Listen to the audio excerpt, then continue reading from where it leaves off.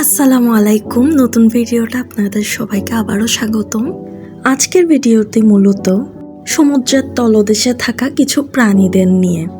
এত হরেক ধরনের মাছ এবং প্রাণীদের দেখা আসলে কোথায় মিলল, এই নিয়েই হচ্ছে আজকের ভিডিওটি। তো সাথে থাকুন এবং সাবস্ক্রাইব করে পাশে থাকুন। ভিডিওটি শেষ পর্যন্ত অবশ্যই দেখবেন।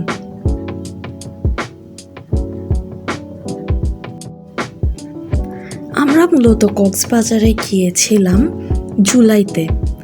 এই সময় যেহেতু খুব বেশি অপশন ছিল না এবং বৃষ্টির সিজন ছিল, তাই আমরা ঠিক করলাম রেডিয়েন্ট ফিশ ওয়ার্ল্ডে যাওয়া যাক। প্রথমে তাদের ওয়েবসাইটে আমরা বিভিন্ন টিকিট ভ্যালিউ দেখেছিলাম। যদি কেউ ওয়েবসাইটে অর্ডার করে থাকে সে 100 টাকা পর্যন্ত ডিসকাউন্ট পেতে পারে। এছাড়া আমরা যেহেতু লাইভ টিকিট ক্রয় করেই এন্টার করেছিলাম, আমরা ওয়েবসাইটের হেল্প নিই নাই, অতএব আমাদের পার পারসন পড়েছিল 300 করে টিকিটের মূল্য। এটা হচ্ছে এন্ট্রি পথ। এন্ট্রি পথে প্রথমে আমরা ভয়ঙ্কর পিরানহা মাছটা দেখেছিলাম। পরবর্তীতে আমরা কিছু ফিশ দেখেছিলাম, এগুলো খুব অ্যাডোরেবল লাগছিল দেখতে। এদেরকে ফিডিং করানো যায় এবং প্রতি লিটার 20 টাকা করে। আমরা ফিডিংও করিয়েছিলাম এদেরকে। সবসময় মুখগুলো কেমন জানি হা করে ছিল এবং যতই ফিডিং করায়, যেদিকেই ফিডিং করাচ্ছে সবগুলো মাছ ওই দিকেই চলে আসছে। এটা দেখতেও খুব অ্যাডোরেবল লাগছিল, একেবারে বাচ্চা সুলভ আচরণ ছিল মাছগুলোর। এছাড়াও আমরা ঘুরে ঘুরে দেখছিলাম এখানে বিভিন্ন মাছ উল্লেখ আছে। একই সাথে হচ্ছে শুধু যে মাছগুলো অ্যাকোয়ারিয়ামে সাজানো এমনটা নয়, বরঞ্চ হচ্ছে বিভিন্ন মাছ, বিভিন্ন সামুদ্রিক প্রাণীর বিস্তারিত বিবরণও কিন্তু দেওয়া আছে। পাশেই বিবরণ দেওয়া আছে এগুলোর সায়েন্টিফিক নেমটা কি, এগুলোকে কোথায় পাওয়া যায়, এগুলার পুরোপুরি একটা শ্রেণীবিন্যাস কিংবা আচরণ, এই সকল বিষয়ে মানুষকে পরিপূর্ণভাবে নলেজ প্রোভাইড করা আছে। এখানে মূলত আমি দেখেছিলাম বাচ্চাদেরকে নিয়ে যাওয়া হয়েছিল, কিংবা বাচ্চাদের জন্য এটা খুব এনজয়েবল একটা প্লেস। কক্সবাজারের মধ্যে সমুদ্র ঘুরতে ঘুরতে খুব ক্লান্ত হয়ে গেলে কিংবা খুব বোর্ড ফিল করলে, আসলে যদিও সমুদ্র বোর্ড ফিল করার মতো প্লেস না, তাও শুধু সমুদ্র যে আছে এমন না, কক্সবাজারে চাইলে কেউ এরকম প্লেসগুলো থেকেও ভিজিট করে আসতে পারে। আর যেহেতু বৃষ্টির সিজন ছিল, আমরা মেরিন ড্রাইভ অ্যাভয়েড করেছিলাম পাহাড় ধসের রিস্কের কারণে, তাই আমরা চুজ করেছিলাম রেডিয়েন্ট ফিশ ওয়ার্ল্ড। এখানে বিভিন্ন ধরনের প্রাণী দেখে, বিভিন্ন ধরনের মাছ এবং সামুদ্রিক প্রাণীগুলো দেখে আসলেই মন ভালো হওয়ার মতো। আমাদের সমুদ্রের তলদেশেও যে এত বৈচিত্র্যতা আছে, এটা কেই বা জানতো।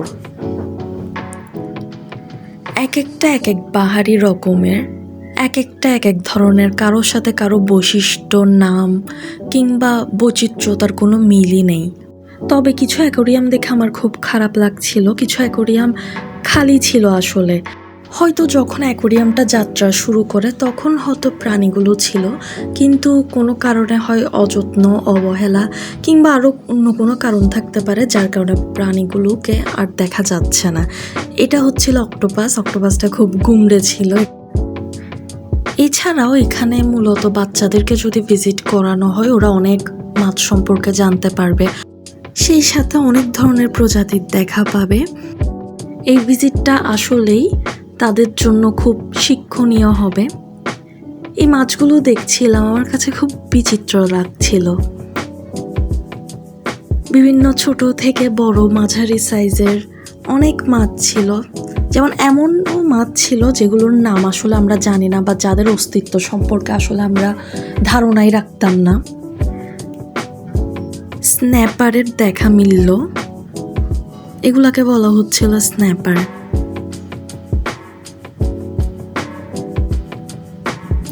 এদিক ওদিকে তারা অ্যাকোয়ারিয়ামের মধ্যে এত ছোট স্পেসেই ছুটাছুটি করছিল।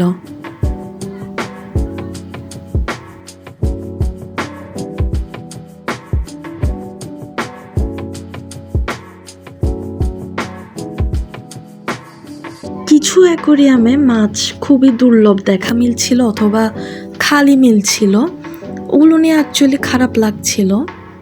যদিও কিছু বলার নেই, কারণ অনেক অযত্ন অবহেলার এক্সাম্পল আমরা জেনে থাকি। এই ফিশটা খুব অ্যাডোরেবল ছিল।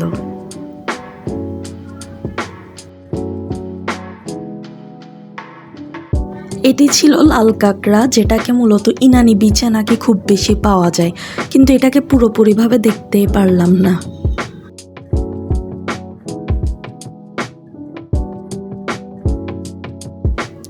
এটা হচ্ছে অ্যাকোরিয়ামটার ভিউ। অনেকগুলো মাছ ছিল অ্যাকোরিয়ামে।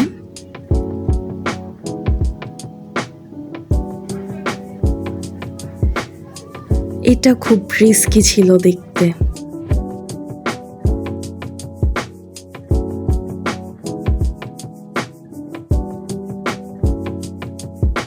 ফিশের ভিউগুলো দেখতে খুবই সুন্দর লাগছিল, যদিও আমি অ্যাকোরিয়াম থেকে ভিডিও করছিলাম, তারপরও মনে হচ্ছিল একেবারে যেন 3D লাইভে দেখছি জিনিসগুলো, বা লাইভে জিনিসগুলো শ্যুট করছে একেবারে সমুদ্রের তলদেশে গিয়ে। এই এক্সপিরিয়েন্সটা আসলেই অদ্ভুত ছিল। এবং যদি আমি শুধু এই এক্সপিরিয়েন্সটার কথা বলি, টিকিটের মূল্যটা ভ্যালিড, কিন্তু সেই সাথে টিকিটটা আরও কিছু অফার করতে পারত। যেমন উপরের ফ্লোরগুলোতে আমরা দেখেছিলাম বিভিন্ন মাছ দিয়ে ফুট ম্যাসাজ কিংবা হচ্ছে 3D আর্টের ভিউ, ওগুলা তো আবার সেপারেট করে টিকিটের ব্যবস্থা আছে 300-200 এই লেভেলের প্রাইস রেঞ্জ রেখে। এই অন্ধকার পথটা দিয়ে আমরা মূলত হাঁটছিলাম, আরও কিছু অ্যাকোরিয়াম পর্যন্ত পৌঁছেছিলাম। কিছু অ্যাকোরিয়াম শূন্য ছিল, কিছু ভরাট ছিল। আমরা 2 তলায় গিয়েছিলাম এই স্ট্যারসগুলো ক্রস করে। এখানে একটা ঝর্ণাও ছিল। 2 তলাতেও আমরা একই রকমের ভিউ দেখেছি, যে কিছু অ্যাকোরিয়াম খালি, কিছু অ্যাকোরিয়ামে ফিশ এর এক্সিস্টেন্স আছে।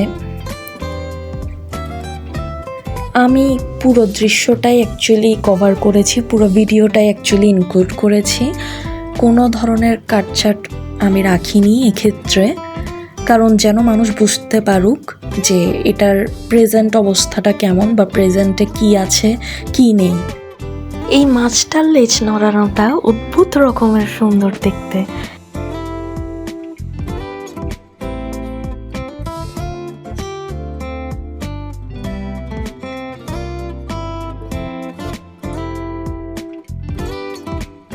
এই ছোট রেড কালারের মাছগুলো এদিক ওদিক ছোটাছুটি করছিল, দেখতে খুব ভালোই লাগছিল।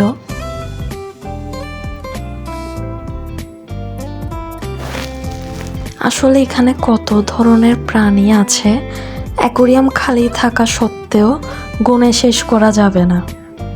আমরা পুরো অ্যাকোরিয়ামটাই ঘুরে দেখেছিলাম, যেহেতু বৃষ্টি পড়ছিল এবং অন্য কোথাও যাওয়ার মতো স্কোপটা তৈরি হয়নি।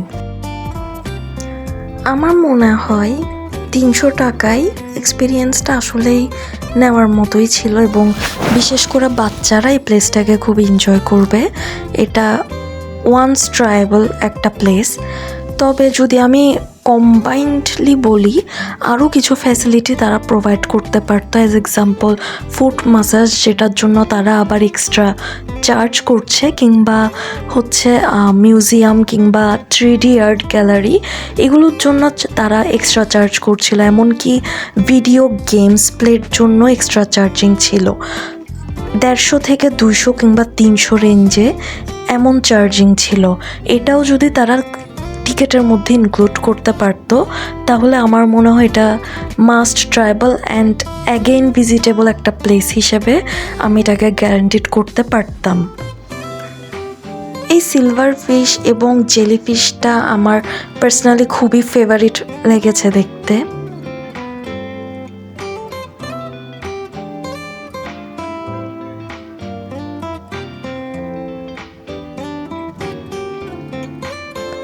সিলভার ফিশটার নাম মূলত সিলভার ডলার ফিশ। এটার স্কিনটা পুরোপুরি সিলভার অ্যান্ড চকচক করছিল, যেটা দেখতে আমার খুব ভালো লাগছিল।